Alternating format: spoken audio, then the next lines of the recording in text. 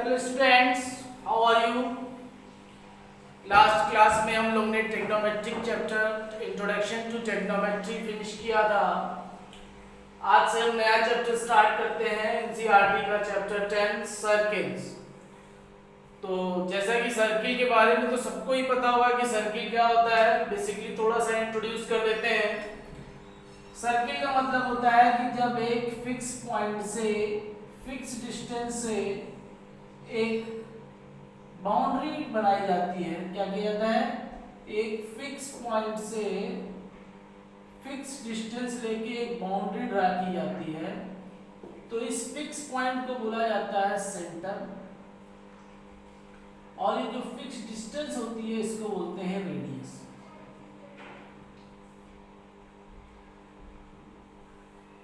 तो ये सारी चीजें जो है बच्चों आप पिछले क्लासेस में पढ़ चुके हैं कि सर्किल क्या होता है, सेंटर क्या होता है, रेडियस क्या होता है। तो इसलिए हम इन सब चीजों पर डिस्कशन ना करके सीधे जो 10th का हमारा टॉपिक है उस पे आते हैं। मान लीजिए कोई लाइन है जो सर्किल के आसपास है, तो तीन सिचुएशन हो सकती है कि लाइन या तो सर्किल से एकदम अलग हो, जैसे इस तरीके से, या तो ऐसा हो सकता है कि लाइन जो है सर्किल को कट करते हुए पास कर जाए, और या तो ऐसा हो सकता है कि लाइन जो है सर्किल को किसी एक पॉइंट पे टच करते हुए चला जाए। क्या हो जाए? किसी एक पॉइंट पे टच करते हुए चला जाए। मान लीजिए ये सर्किल का सेंटर है तीनों केसेस में। यहाँ पे लाइन ए बी जो है सर्किल से बहुत दूर है। यहाँ पे लाइन ए बी जो है उस सर्किल को दो पॉइंट पे P और Q पॉइंट पे कट करते हुए जा रहा है, और यहाँ पे लाइन ए बी जो है सर्किल को एक पॉइंट P पे टच करते हुए जा रहा है। तीनों का क्या मतलब है आइए हम समझ लेते हैं। इसका तो सर्किल के रिस्पेक्ट में इस लाइन का कोई नाम नहीं होता, लेकिन जब कोई लाइन सर्किल को कट करते हुए दो पॉइंट पे जाता है तो इस लाइन को बोला जाता है सेकेंड। क्या बोला जाता है बच्चों? सेकेंड। और जब लाइन जो है सिर्फ एक पॉइंट पे टच करते हुए जाता है तो इसे बोला जाता है टेंजेंट। ठीक। और जिस पॉइंट पे ये टच करता है उसे बोला जाता है पॉइंट ऑफ कांटेक्ट।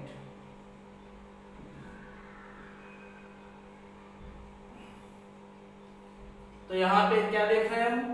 सर्किल जो है सर्किल को लाइन ए बी जो है P पॉइंट पे कट कर रहा है, सिर्फ टच कर रहा है, तो पॉइंट P जो हो जाएगा पॉइंट ऑफ कांटेक्ट हो जाएगा, और ये लाइन ए बी जो है इस सर्किल के रिस्पेक्ट में आपके टेंजेंट होगी। आई बात समझ में? अब जो है हम लोग जानते हैं कि एक सर्किल में एक पॉइंट से कितने टेंजेंट हो सकते हैं।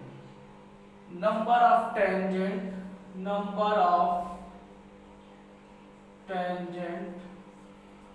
ऑन अ सर्किल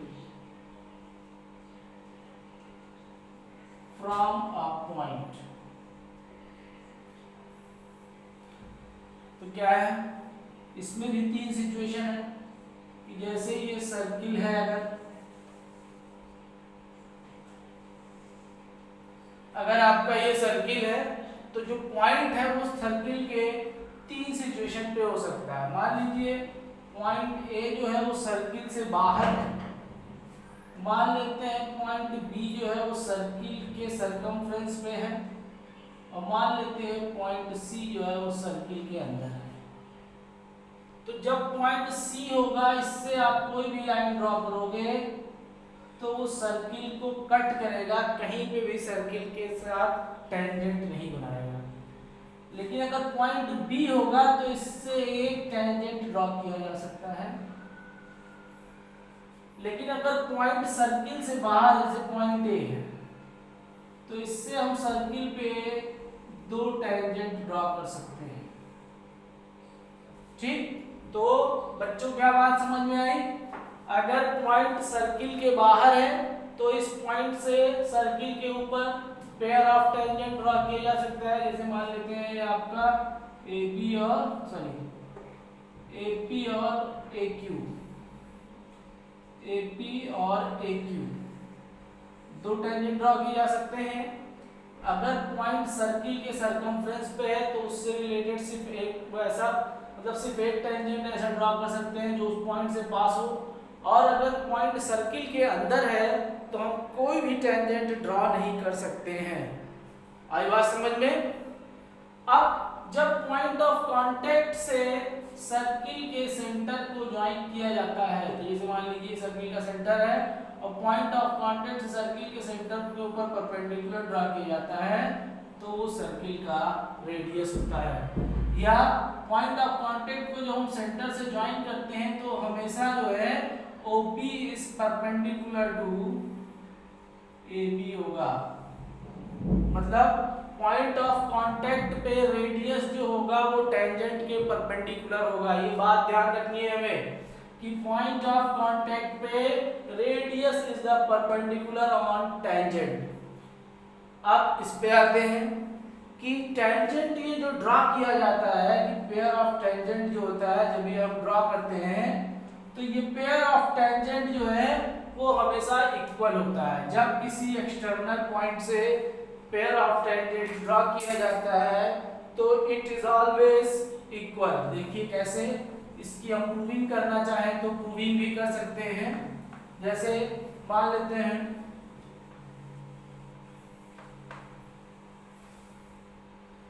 डायग्राम थोड़ा क्लियर बना लीजिए, ये हटा देते हैं, ये लाइन भी हटा देते हैं। गिवन है आपका, मान लेते हैं ये सर्किल का सेंटर है, ये दोनों रेडियस हो जाएंगे, ये O हो गया, इसको ज्वाइन कर दीजिए, ये 90 डिग्री का एंगल हो जाएगा, ये 90 डिग्री का एंगल हो जाएगा। गिवन इसमें आपका है कि AP and AQ are tangent from external point। Prove करना है हमें, टू प्रूव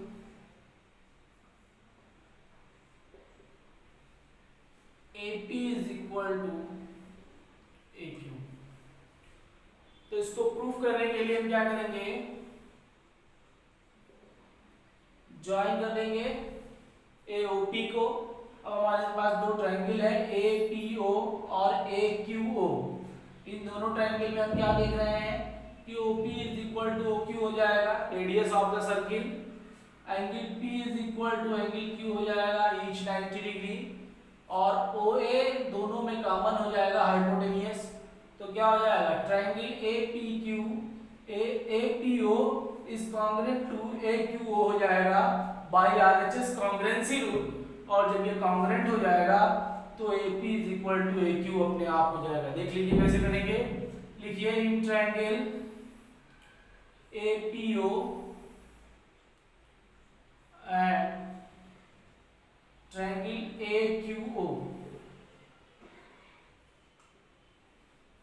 तो क्या हो जाएगा आपका, OP is equal to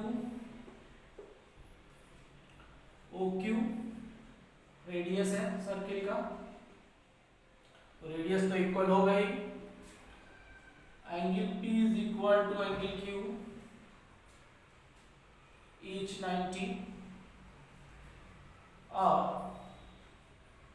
AO is equal to AO, ये आपका कॉमन है। तो क्या हो जाएगा बच्चों, triangle APO is congruent to triangle AQO by RHS congruent rule. और जब ये कॉन्ग्रुएंट हो जाएगा तो क्या हो जाएगा, equal to A Q C P H T से, हैंस प्रूव। इस थ्योरम को टेंजेंट थ्योरम भी कहा जाता है। क्या कहा जाता है बेटा? Tangent theorem. तो कभी कभी एग्जाम में ये आपका 3 नंबर या 4 नंबर में प्रूव करने भी आ सकता है टेंजेंट थ्योरम। तो हम इस तरीके से इसको प्रूव कर सकते हैं, बहुत ही आसान है। इन दोनों ट्रायंगल को हमने कॉन्ग्रुएंट प्रूव कर दिया, और जब ट्रायंगल कॉन्ग्रुएंट हो जाएगा तो AP इक्वल टू AQ अपने आप CPCT से हो जाएगा।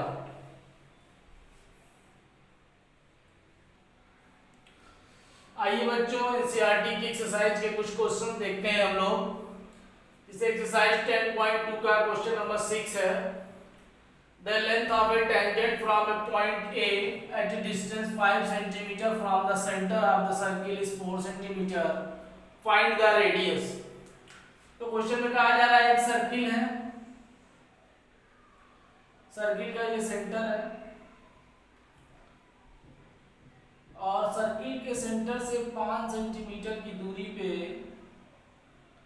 एक पॉइंट है A, और यहां से इसकी जो दूरी दी हुई है वो दी हुई है 4। आपको सर्किल का रेडियस निकालना है। तो ये O मान लेते हैं, ये B मान लेते हैं। फिर से समझ लीजिए, the length of a tangent A from a point at a distance 5 centimetre from the centre, मतलब एक पॉइंट A है जो O से 5 सेंटीमीटर की डिस्टेंस पे है। यहां से टेंजेंट की लेंथ 4 सेंटीमीटर है। आपको बताना है कि रेडियस क्या होगा। ठीक है, तो बस इसमें पाइथागोरस थ्योरम लगा दीजिए।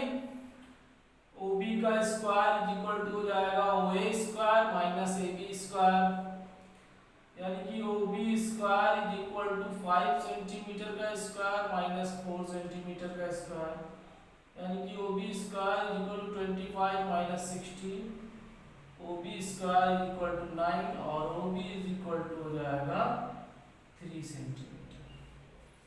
ठीक है बच्चों, बहुत ही आसान क्वेश्चन था। अब आते हैं क्वेश्चन नंबर 7 पे। Two concentric circle of radius 5 centimetre and 3 centimetre, find the length of the chord. देखा रहा है 2 कंसेंट्रिक सर्किल हैं, यानी कि एक सर्किल ये है आपका और एक सर्किल ये है। क्वेश्चन में कहा रहा है कि दोनों का सेंटर सेम है। बड़े वाले सर्किल का रेडियस 5 सेंटीमीटर है और छोटे वाले सर्किल का रेडियस 3 सेंटीमीटर है। अब इसमें जो है एक कॉर्ड ड्रा किया गया है, मतलब इस तरीके से बड़े सर्किल के ऊपर। इस कॉर्ड की हमें लेंथ निकालनी है। जैसे मान लेते हैं ये AB है, तो आपका ये बनेगा आपका इस तरीके से। ये सेंटर O मान लेते हैं, ये P मान लेते हैं। तो ये रेडियस कितना है? 5 सेंटीमीटर है। ये रेडियस कितना है? 3 सेंटीमीटर। पाइथागोरस थ्योरम से AP निकाल लेंगे। क्या हो जाएगा? इन ट्रायंगल AOP क्या हो जाएगा आपका? AP square is equal to OA square minus OP square, यानी कि 5 का स्क्वायर माइनस 3 का square, AP square is equal to 16, AP is equal to आ गया आपका 4। तो AB इज इक्वल टू क्या होगा? 2 इंटू AP, यानी कि 2 इंटू 4। तो AP इज इक्वल टू आपका आ गया 8 सेंटीमीटर। आई बात समझ में बच्चों? बहुत सिंपल सा था। कह रहा है 2 सर्किल हैं जिनका सेंटर सेम है। बड़े वाले का रेडियस 3 है, छोटे वाले का रेडियस 3 है। एक कॉर्ड है जो बड़े सर्किल का कॉर्ड है और छोटे सर्किल का टेंजेंट है। आपको कॉर्ड AB की लेंथ निकालनी थी। तो बाद क्या किया गया? इस ट्रायंगल में पाइथागोरस थ्योरम लगा दिया गया। AP की वैल्यू निकाल ली, जो AP की वैल्यू आई उसी का ट्वाइस कर दिया, वही आपका लेंथ ऑफ कॉर्ड हो गया। तो ये आपका हो गया क्वेश्चन नंबर 7। अब आते हैं क्वेश्चन नंबर 8 पे। A quadrilateral ABCD is drawn to circumscribe a circle। एक क्वाड्रिलेटरल है ABCD जिसके अंदर एक सर्किल ड्रा किया गया है। सर्कमस्क्राइब का मतलब ये सर्किल जो है इसके सभी साइड को टच कर रहा है। आपको प्रूव करना है AB is equal to CD। AB plus CD is equal to AD plus BC, यानी कि AB plus CD is equal to AD plus BC, मतलब अपोजिट साइड का सम्स जो है वो इक्वल है, ये बताना है। तो बहुत ही आसान है बच्चों, अभी आपने आप थ्योरम पढ़ा कि एक्सटर्नल पॉइंट से जब भी कोई टेंजेंट ड्रा किया जाता है तो उसकी लेंथ इक्वल होगी।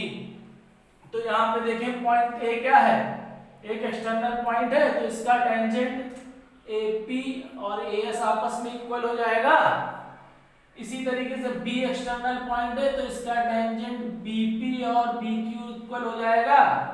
इसी तरीके से C आपका एक्सटर्नल पॉइंट है, तो CQ और RC इक्वल हो जाएगा। और इसी तरीके से D एक्सटर्नल पॉइंट है, तो DR और DS आपस में इक्वल हो जाएगा। होगा कि नहीं होगा भाई? जब एक्सटर्नल पॉइंट्स हैं ये सब ध्यान दें हम, तो A एक्सटर्नल पॉइंट है, यहाँ से दो टेंजेंट है, B एक्सटर्नल पॉइंट है, यहाँ से दो टेंजेंट है, ये आपका दो टेंजेंट है, ये दो टेंजेंट है, तो क्या हो जाएगा सॉल्यूशन, इसका प्रूफ क्या हो जाएगा? ये A है, A से दो टेंजेंट आपके क्या हो जाएंगे? AP is equal to AS, बस रीजन क्या हो जाएगा? Tangent from external point.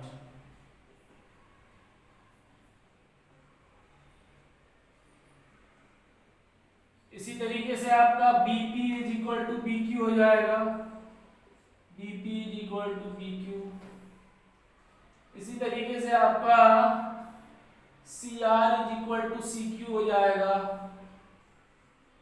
और इसी तरीके से आपका DR is equal to DS हो जाएगा। अब इन सबको क्या कीजिए, सब के पीछे रीजन सेम होगा, तो इन सबको क्या कर देंगे? ऐड करेंगे। तो जब ऐड करेंगे तो PP वाला एक साथ लें, यानी कि AP प्लस PB या BP plus CR plus DR equal to AS plus DS और प्लस BQ प्लस CQ कर दिया। क्या किया? इन चारों को ऐड कर दिया, तो AP प्लस PB क्या हो जाएगा? AB हो जाएगा। CR प्लस DR क्या हो जाएगा? DC हो जाएगा, CD हो जाएगा। AS प्लस DS क्या हो जाएगा? AD हो जाएगा। और BQ प्लस CQ क्या हो जाएगा? BC हो जाएगा। और यही तो हमको प्रूव करना है बच्चों, बहुत ही आसान था। पहले क्या करेंगे, सभी से एक्सटर्नल पॉइंट्स मान के टेंजेंट इक्वल हो जाएंगे, सबको आपस में इक्वेट करके ऐड कर देंगे और जो हमें चाहिए वो मिल जाएगा। तो इस तरीके से इस चैप्टर से के क्वेश्चंस जो है वो लगेंगे। तो अब आप जो कॉन्सेप्ट आज हमने बताया है इसके बेसिस पे आप एक्सरसाइज 10.2 सॉल्व कर सकते हैं। Thank you class.